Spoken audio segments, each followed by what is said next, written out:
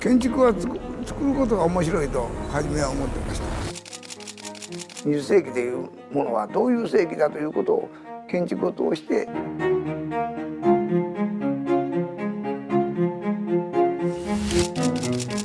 Pour lui, l'architecture, c'est l'émotion de l'espace. Donc c'est une architecture qui est susceptible de créer une émotion, parce que l'émotion, c'est la chose la mieux partagée du monde. Tout le monde a des émotions.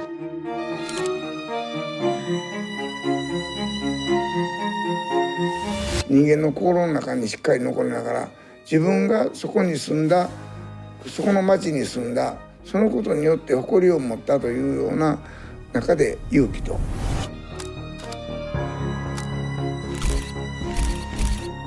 L'architecture, c'est un domaine vaste, une discipline, voire même un type de création qui relève autant de la vie de tous les jours que d'un style d'art à part entière. Mais je dirais surtout que c'est ce qui construit le monde qui nous entoure, et ça depuis des centaines et des centaines d'années. De mon côté, il s'agit plus d'une fascination de ce qu'un bâtiment, une maison ou n'importe quelle construction peut provoquer comme émotion chez moi. Des formes, des couleurs, des matériaux, des compositions ou des ambiances créées à partir d'un seul et même objectif, améliorer l'idée qu'on a de la vie, tout ça selon un architecte et pour un propriétaire. そして自分の心の中に残ってくる建築をひたすら見続けることを、自分の修行だと思ってやってきました。 Quand on est jeune, on voit une maison à travers le prisme de l'enfance. C'est la chambre d'abord, notre monde à nous, puis le reste après. Quand on grandit, on voit une maison comme un lieu de vie, avec un salon, une cuisine, une salle de bain et des chambres. Puis quand on vieillit, on y voit d'autres choses. Des mètres carrés, des manières de construire, des espaces, du potentiel, et même pourquoi pas des sentiments autour d'une esthétique particulière ou d'un style architectural. Mais il y en a pour qui la maison, ça évoque encore plus que ça. Il y en a pour qui la maison, c'est un moyen d'expression, de la transmission, des messages, des environnements, et surtout des manières de voir le monde. Je suis pas architecte et j'ai jamais reçu une seule formation en architecture, mais je fais partie de ceux pour qui une construction, un bâtiment ou une maison peut déclencher des interprétations, voire même des émotions. Je me souviens de me lever un matin d'été, en 2023, c'était un samedi. Je prends le temps de me servir un petit déjeuner, je me pose avec mon téléphone et je tombe sur ça.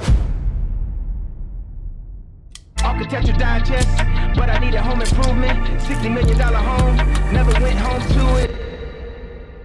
Le premier sentiment que j'ai eu en voyant ça, c'était de la peine. De la peine pour une maison qui a été achetée par des personnes qui sont multimillionnaires. Ouais, je sais, ça paraît étrange. Mais c'est pas pour la maison en elle-même ou pour ses propriétaires que j'avais de la peine. Non, c'est pour tout ce qu'elle m'évoquait. Une création à part entière, une œuvre d'art, l'expression d'un créatif, le patrimoine d'un domaine tout entier, l'architecture. C'est comme si on entrait dans un musée et qu'on y détruisait une des plus belles œuvres d'art. Cette maison, elle dégageait quelque chose, une âme, une ambiance, elle était pas comme les autres. C'est comme ça que j'ai découvert celui qui l'avait imaginé.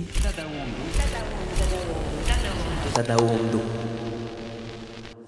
Mais avant tout, j'ai une question. Est-ce que ça te dirait de gagner un peu plus de 850 € par an? Je pense que oui, alors laisse-moi t'expliquer comment avec le partenaire de cette vidéo, Trade Republic. Trade Republic, c'est une banque en ligne gratuite qui t'aide à protéger ton pouvoir d'achat. Une banque qui t'aide. Et ouais, ça existe. Alors déjà, leur compte courant est rémunéré. Ton argent stocké, que tu dépenses pas, te rapporte 2,5% d'intérêt annuel brut, payé tous les mois. Il y a aussi le Save Back qui te permet de récupérer 1% sur tous tes achats et de les réinvestir automatiquement dans un plan d'épargne de ton choix. Ça peut te rapporter jusqu'à 15 € par mois, un peu comme le Roundup qui arrondit tes achats à l'euro supérieur et réinvestit automatiquement la différence. En moyenne, un Français dépense 225 € par an en frais bancaires. Chez Trade Republic, t'as accès à tout ça gratuitement et c'est d'ailleurs pour ça que j'ai moi-même la carte Mirror que j'utilise depuis des mois maintenant pour mes achats du quotidien. Faire attention à ses dépenses, ça suffit pas. Bien choisir sa banque peut aussi faire une vraie différence. Trade Republic fait travailler ton argent gratuitement et tu peux passer d'une banque qui te coûte de l'argent à une banque qui t'en rapporte. Merci à Trade Republic d'être partenaire de cette vidéo et de soutenir la chaîne et nous, revenons-en à Tadao Ando. Un visionnaire pour qui simplicité et minimalisme étaient un moyen d'expression, une façon de transmettre une ambiance, une émotion, un sentiment, une manière de voir le monde, un architecte capable de créer le tout autour du rien. Et depuis, plus jamais j'ai regardé une maison de la même manière. Je ferai juste un mot sur savoir comment était Osaka.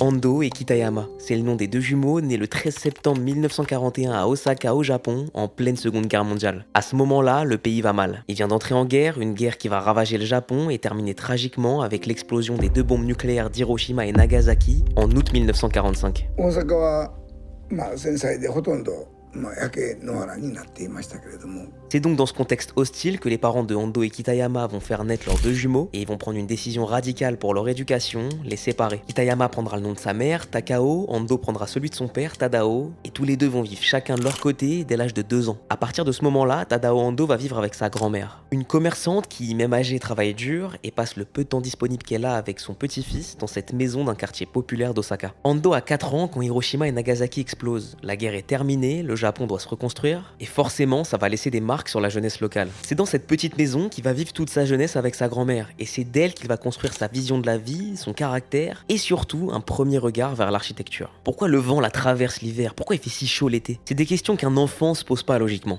Mais Ando, c'est différent. Dans cette maison, son repère, c'est sa grand-mère. On peut même dire que c'est tout pour lui. C'est à la fois son père et sa mère, et surtout sa plus grande influence. Un savant mélange d'amour et de dureté, de gentillesse et de brutalité. L'importance pour elle, c'est le rationalisme et l'indépendance. En gros, tu dois bosser dur, être heureux de vivre avec l'essentiel, et surtout toujours compter sur toi-même plutôt que sur les autres. Un jour, alors qu'il est encore qu'un adolescent, Ando doit se faire opérer des amygdales. Dans la logique des choses, un jeune qui va à l'hôpital se faire opérer, déjà on l'accompagne, mais surtout on s'occupe de lui le temps qu'il récupère.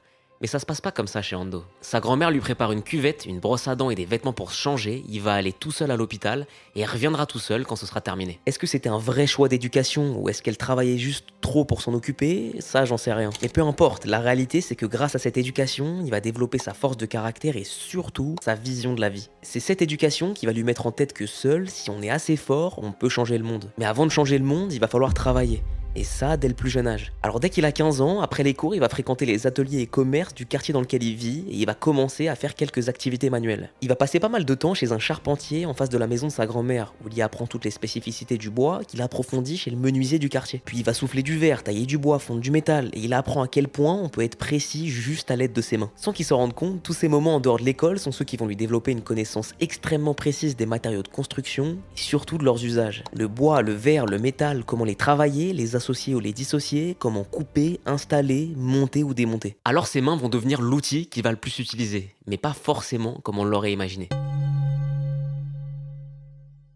Comme beaucoup d'adolescents, Ando est excellent dans les disciplines qu'il aime. En revanche, quand il doit faire des choses qu'il aime pas, il y met pas vraiment du sien. Alors si je dois vous parler de son parcours scolaire, c'est pas incroyable. Il aime pas ça, alors il va faire aucun effort. En revanche, quand il s'agit de pratiquer des activités physiques ou manuelles, là c'est une autre personne. Il va s'investir à 300%. Notamment quand il découvre la boxe à l'âge de 17 ans. Et vous savez comment il découvre la boxe?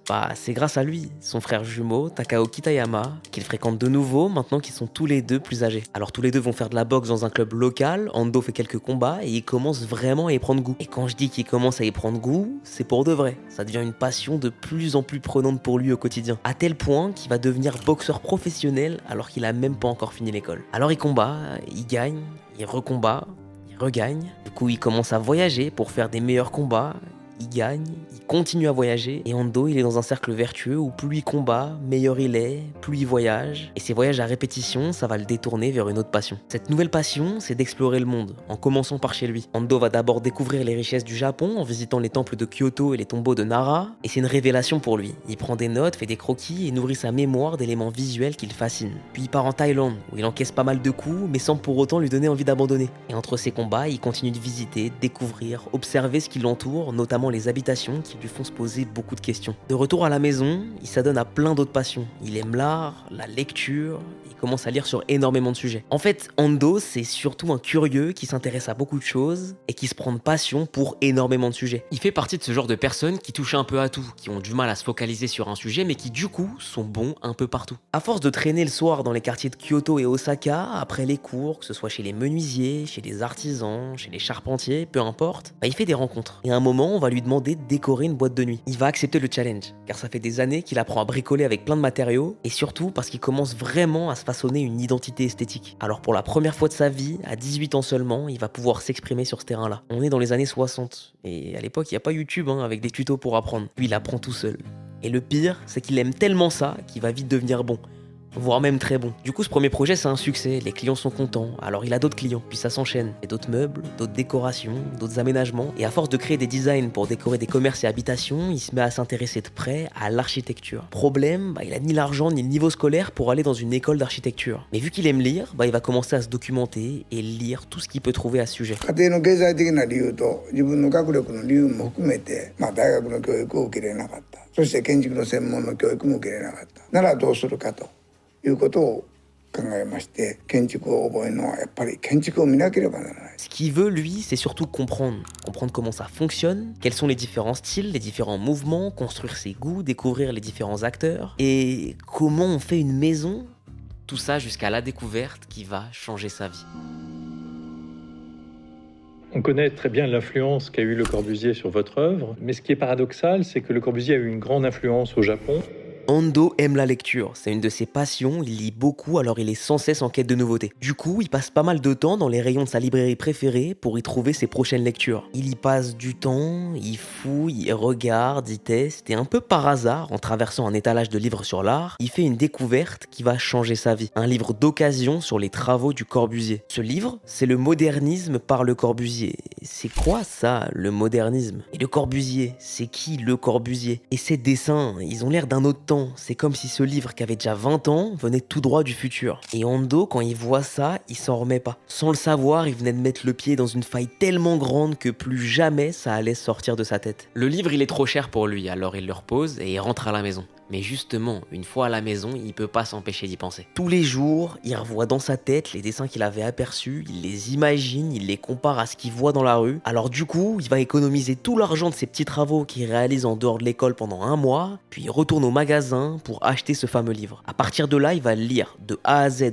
plusieurs fois. Et quand il a fini de le lire, il repasse sur les schémas et croquis, il les dessine encore et encore, jusqu'à ce que les pages soient tellement noircies qu'elles en deviennent indéchiffrables. Il se met à se balader dans la rue avec son livre, compare ce qu'il voit à ce qu'il y a dans le livre. En bref, il vit Le Corbusier, il mange Le Corbusier, il dort Le Corbusier. C'est plus qu'une obsession, ça devient ce qui rythme son quotidien. Mais ça va encore aller plus loin quand il fait une autre découverte lors d'un voyage pour un combat de boxe à Tokyo. Et pour comprendre ça, il faut faire un retour 40 ans en arrière. Au début des années 20, le Japon va missionner un architecte américain pour la réalisation de son hôtel impérial. Et cet architecte, c'est Frank Lloyd Wright. Frank Lloyd Wright, c'est une pointure aux États-Unis, notamment parce qu'il a créé un type de maison qui est littéralement devenue la maison américaine par excellence, la Prairie House. En revanche, à l'étranger, il a encore tout à prouver. Qui plus est au Japon, où on est toujours méfiant des Américains. Donc forcément, ce choix est vivement critiqué par le peuple japonais qui comprend pas le fait de faire venir un Américain. Ils craignent qu'ils prennent le projet de haut et qu'ils respectent pas leur culture. Mais justement, c'est tout l'inverse qui va se passer. En fait, l'architecte américain comprend que les enjeux ici sont différents qu'aux États-Unis. Du coup, il va créer une nouvelle technique de construction avec du béton armé, ce qui était inédit à cette époque-là, encore plus au Japon. Hasard du destin ou juste anticipation logique, l'année de livraison de l'hôtel impérial, le Japon est touché par le séisme Kanto qui va faire des dégâts énormes dans toute la région de Tokyo. Mais il y a un seul bâtiment qui ressort intact de cet épisode, avec presque aucun dégât, c'est l'hôtel impérial, imaginé, créé et construit par Frank Lloyd Wright.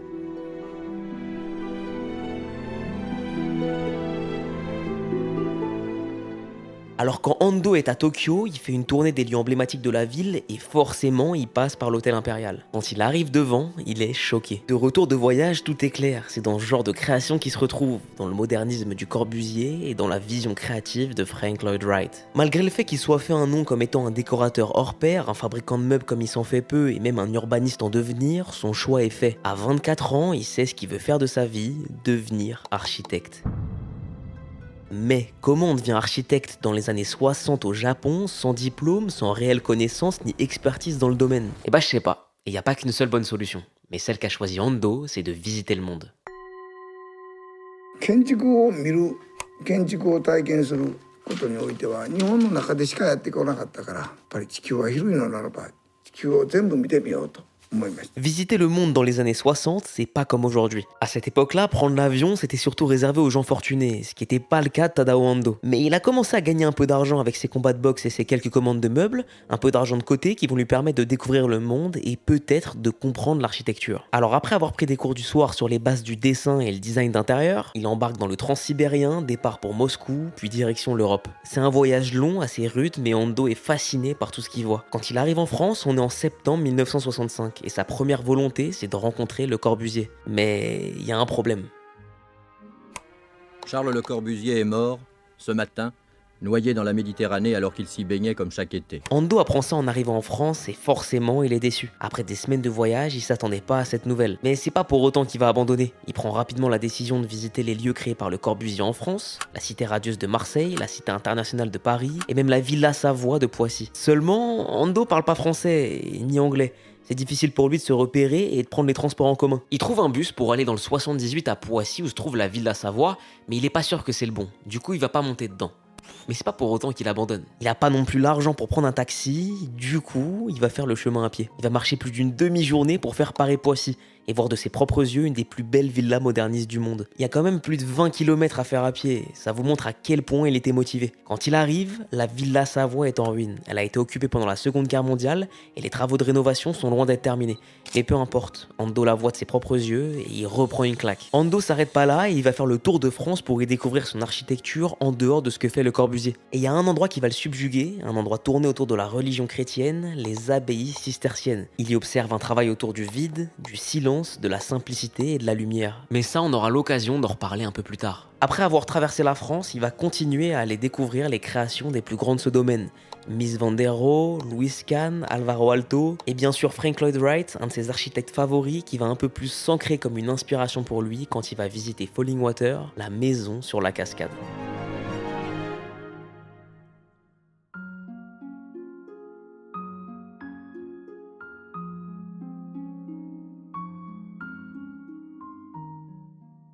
Après avoir vu tout ça, pris des notes, fait des croquis et étudié les structures galvanisées par toutes ces créations, c'est décidé, il est prêt pour enfin devenir architecte. Wright learned the most important aspect of architecture, namely the treatment of space, from Japanese architecture. That same sensibility of space is here at Fallingwater. Alors en 1969, Tadao Ando Architect & Associates est créé alors qu'il a 28 ans. Et c'est le début d'une grande aventure. Vous fondez votre agence, vous, en 1969, et vous réalisez votre première maison en 1971.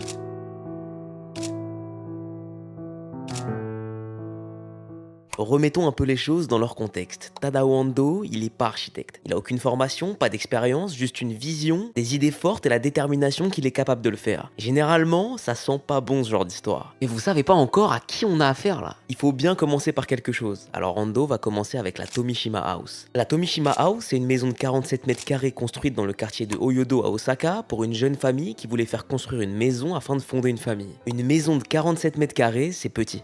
Mais au Japon, et déjà à l'époque, on a l'habitude de vivre dans des espaces plus restreints que chez nous en Europe. Et surtout dans l'opposé total de la culture américaine où une maison de 100 mètres carrés est considérée comme une maison petite. Alors Ando commence à travailler sur le sujet, il développe ses plans, gère la construction, et ça se passe plutôt bien pour une première. On a un style brutaliste avec du béton lisse, des angles marqués, des formes non conventionnelles, un travail particulier autour de la lumière et un jeu des proportions. On a une création minimaliste qui dès le début réussit à nous montrer la direction créative dans laquelle il allait s'engouffrer. Une façon de créer des maisons apportant de la sérénité à l'intérieur en opposition à la brutalité et le chaos du monde extérieur. Bon, on a quand même un problème avec cette maison. Le hasard de la vie a fait que les propriétaires ont finalement attendu des jumeaux.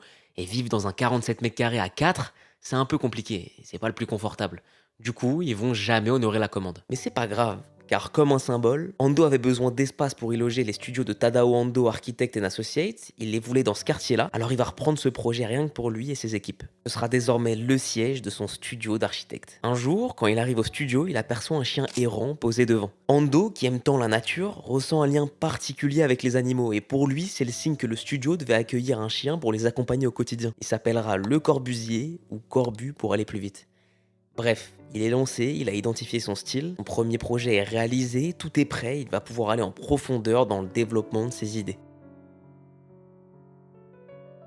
Là, on se balade à Osaka, dans le quartier de Sumiyoshi, et on peut observer les rues typiques d'un quartier populaire japonais. Il y a beaucoup de bâtiments, c'est très dense, et on voit surtout un rationalisme de l'espace pour justement placer un maximum d'habitations dans un minimum d'espace. Puis d'un coup, on tombe sur ça, une petite boîte en béton avec une seule ouverture sur l'extérieur, une porte d'entrée. C'est comme si un monolithe de béton était tombé là au milieu des bâtiments à l'allure austère et ça questionne tout le quartier. On est en 1976 et une commande arrive chez Tadao Architect & Associates, la Row House, aussi appelée Asuma House. Cette maison, c'est une série de 3 rectangles de la même taille. On a 2 petits espaces de vie sur les côtés, reliés par une cour extérieure au milieu. Pour passer d'un espace de vie à l'autre, on doit forcément passer par la cour extérieure. Alors comment on fait si on se réveille en pleine nuit et qu'on a soif, mais qu'on a oublié la bouteille d'eau de l'autre côté de la maison? Et qu'en plus dehors il pleut des cordes? Ben on se débrouille, on sort notre parapluie et on va dehors. Si ça paraît contraignant à première vue, c'est justement tout le concept de Ando sur cette maison. Amener la nature à l'intérieur de la maison et la lumière naturelle dans une vie urbaine. Le propriétaire s'en est plaint, et c'est aussi plaint du froid dans la maison l'hiver. Et la réponse d'Ando, ça a été, allez juste faire plus d'exercice. En fait, cette maison, ça nous fait comprendre qui est Tadao Ando en tant qu'architecte. Ando va pas créer des maisons, il va créer des concepts habitables. Des concepts de vie dans lesquels il utilise le béton brut comme bouclier de protection avec le monde extérieur, et surtout comme un moyen de connexion avec la nature, en laissant la place au vide de nous remplir de contemplation et de méditation. Les créations qu'il imagine, c'est un savant mélange de brutalisme, de modernisme et surtout de minimalisme, des styles architecturaux aux allures froides, tristes et difficiles à vivre. Mais justement, c'est tout l'inverse qu'il arrive à créer comme sensation. L'absence de détails et les espaces vides mettent en lumière la beauté du temps qui passe et la simplicité de la vie avec la nature qui nous entoure, même dans un océan de béton. Finalement, cette Asuma House, elle nous renvoie à la notion ancestrale du wabi-sabi. Tes défauts, ton incomplétude et tes imperfections feront ta beauté. Ando maîtrise assez vite ses concepts et il arrive surtout à illuminer et adoucir le béton brut, comme pour paradoxalement rendre un peu moins brutes ses créations brutalistes. Alors, comment on illumine un bloc de béton brut? Comment révéler son plein potentiel? Comment le lier à la nature alors que tout les oppose? Il faut laisser place à la lumière. C'est ce qu'on peut observer dans une de ses créations suivantes, la Koshino House. Les jeux de lumière lui ajoutent un côté presque dramatique, cinématique. C'est une maison qu'il a davantage ouvert sur la nature, un choix logique étant donné qu'elle se trouve sur une colline près de la nature, en opposé total à la Asuma House. Et le rendu est vraiment exceptionnel. Si on doit parler vite fait technique, il y a quelque chose que je trouve super intéressant, c'est l'importance des murs. Ils sont pas juste là pour délimiter les espaces. On pourrait croire que c'est uniquement la manière dont sont placées les fenêtres qui apporte la lumière dans ces maisons. Mais c'est aussi et surtout comment est construit ces murs en fonction de l'exposition et de la lumière. C'est les hauteurs de murs, les ouvertures, les découpes, les différentes façons d'ouvrir la maison sur l'extérieur qui permettent d'amener la lumière d'une si belle manière. Et dans la Koshino House, la manière d'amener la lumière est presque poétique. À ce moment-là de sa carrière, ça fait moins de 10 ans que son studio d'architecture existe et les commandes sont de plus en plus importantes.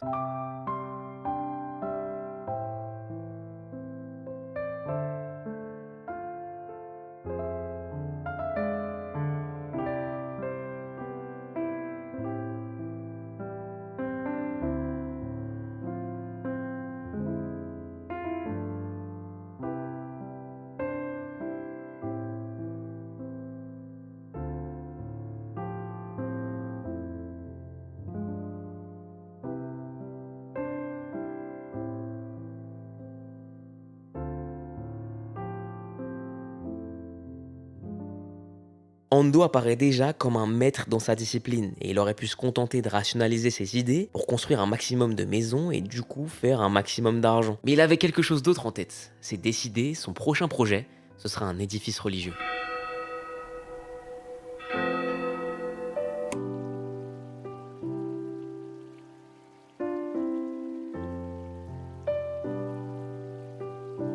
Rappelez-vous de son voyage en France dans les années 60, les abbayes cisterciennes l'avaient marqué. Une abbaye cistercienne, c'est un lieu de vie pour les moines et sœurs ayant comme mode de vie le travail et la prière comme unique activité. Ces abbayes, elles sont toujours accompagnées d'églises cisterciennes qui ont comme objectif architectural de mettre en avant la lumière naturelle, la spiritualité des lieux, la place à la réflexion et la contemplation, la simplicité qui s'en dégageait, et le jeu autour de la lumière lui sont restés en tête tout ce temps. En parallèle à ça, dans les années 80, c'est la mode de se marier à l'église au Japon. C'était une sorte de trend à cette époque-là. Du coup, même si la population chrétienne n'est pas nombreuse au Japon, la demande autour des édifices chrétiens explose. Alors Ando va voir ça comme un nouveau défi, et c'est comme ça qu'en 1985, il va créer l'église sur l'eau.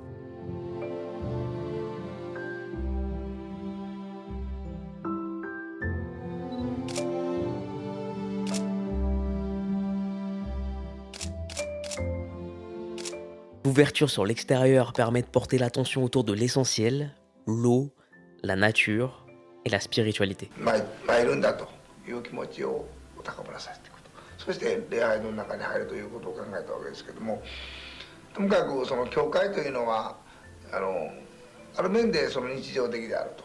2 ans plus tard, il remet ça avec l'église de la lumière, où la façade laisse entrer la lumière naturelle en forme de croix. Et une fois de plus, ça donne une création comme on n'en avait jamais vu.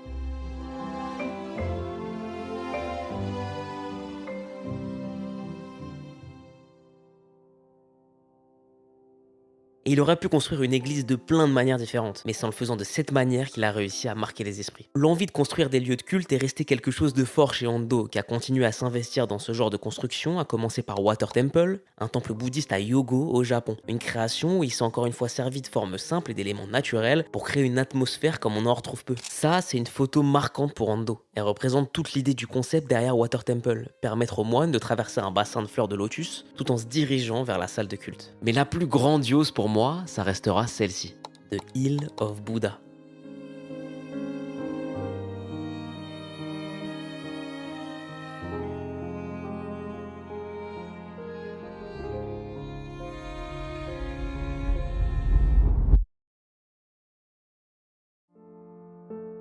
On s'approche des années 90, Tadao Ando fête bientôt ses 50 ans et non seulement son défi de devenir un architecte autodidacte est plus que rempli, mais il est surtout devenu l'un des plus importants de sa génération. Ses maisons concept sont réputées, ses lieux de culte dramatiques font déplacer des visiteurs du monde entier, mais c'est toujours pas assez grand pour lui. C'est déjà un grand de l'architecture, mais pour rester pour l'éternité dans la culture, il va commencer à travailler pour des musées et des institutions mondiales. Le premier projet sera le musée d'art contemporain Naoshima, qui est pour moi l'aboutissement de tout ce qu'on a vu plus tôt. Créé sur une petite île au sud du Japon, il est en grande partie designé en souterrain, jouant avec la terre, l'eau, la lumière, donnant encore une fois une dimension grandiose au bâtiment. On visite pas juste ce musée, il est une expérience à lui seul en tant que bâtiment. Et quand il est mis au défi de s'adapter aux traditions architecturales italiennes, on peut se demander si ces blocs de béton vont y trouver leur place. Mais c'est là où on se rend compte de son aisance à créer des nouvelles choses, tout en respectant l'héritage local et en même temps son style propre à lui. Sur le projet Fabrica, un institut de recherche en communication, il va se servir de l'architecture typique d'une villa palladienne locale pour y exercer son art à la perfection. De la cour intérieure ovale pensée comme un cadran solaire en taille géante, jusqu'à la création d'un des plus beaux puits de lumière que j'ai pu voir, l'Oculus.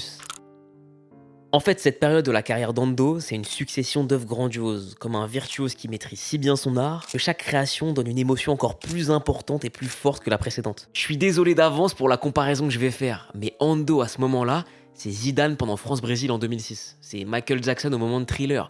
Ça délivre chef-d'œuvre sur chef-d'œuvre, les uns après les autres. C'est trop facile pour lui.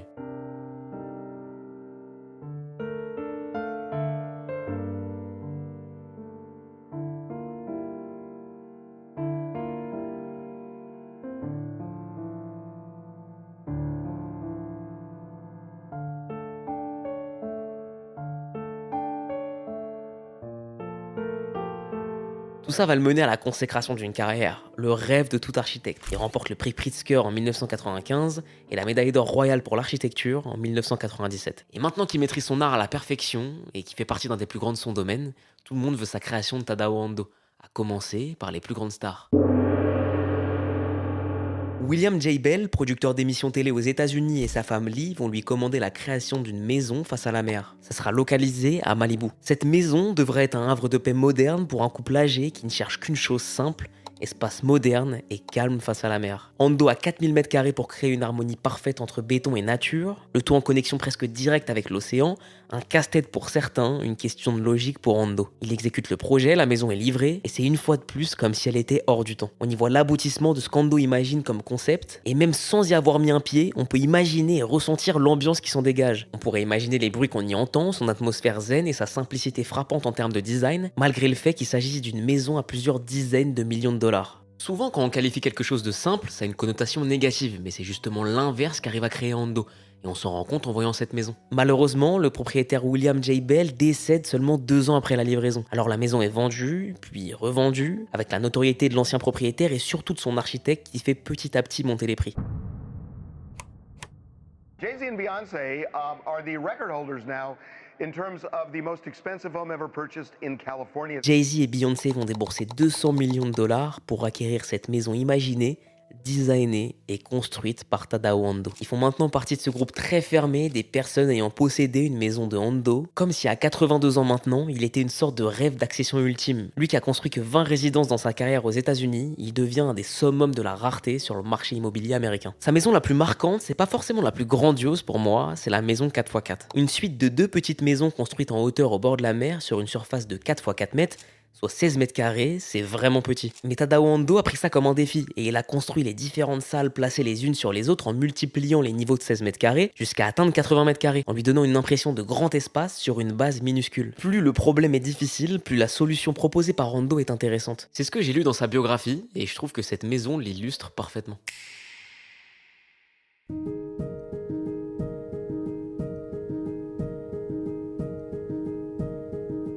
Pour Tadao Ando, l'architecture est le miroir de l'homme, et c'est, je pense, la description la plus pertinente quand on pense à lui. À partir du moment où il a fondé son studio d'architecture, je vous ai pas énormément parlé de sa vie, et il y a une raison à ça. Tadao Ando, c'est quelqu'un de simple, qui a vécu sa vie dans la plus grande des discrétions, malgré le fait qu'il soit un des plus grands de son domaine, avec, on l'imagine bien, des millions d'euros à son actif. Il a rencontré sa femme au début de son aventure, Yomiko, qu'il a épousée on ne sait même pas quand, et avec qui il est resté toute sa vie. Pendant mes recherches sur cette vidéo, j'ai cherché des articles, vidéos, essais ou n'importe quel support qui critiquait Tadao Ando. On parle de son travail ou de sa personne. Et j'ai pas trouvé grand chose. C'est comme s'il a été apprécié de tout le monde comme un exemple de détermination et d'humilité. Un bon exemple à donner serait de parler de son prix Pritzker de 1995, pour lequel il a reçu 100 000 $. Il a tout reversé à une fondation pour les orphelins. La même année, il a conçu des structures pour aider les victimes du tremblement de terre de Kobe, avec des espaces communautaires pour les personnes qui avaient perdu leur maison. Toujours la même année, il collabore avec l'architecte Shigeru Ban pour construire une église temporaire en papier après le séisme pour offrir un espace de réconfort aux survivants. Il a lancé sa propre fondation et même financé et fait construire des bibliothèques et écoles en Asie pour donner accès à toutes les populations, à l'éducation et la culture.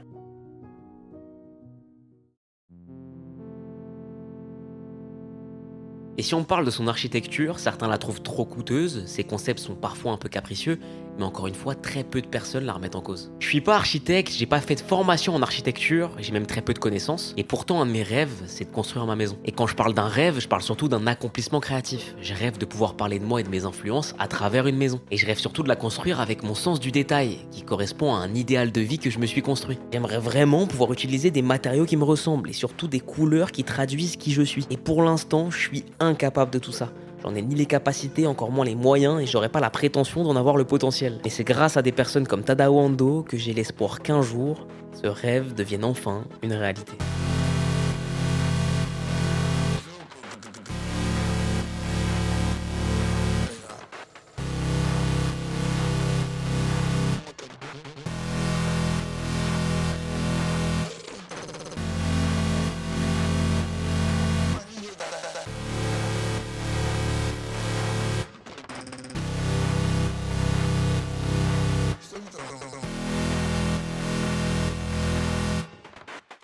諦めないと。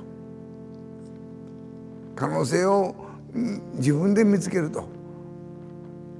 人を頼らずに自分で見つけて可能性をかけて生きるならば、それはやっぱりまた新しい生き方なんではないかと思う人がいたらそれでいいんじゃないかと。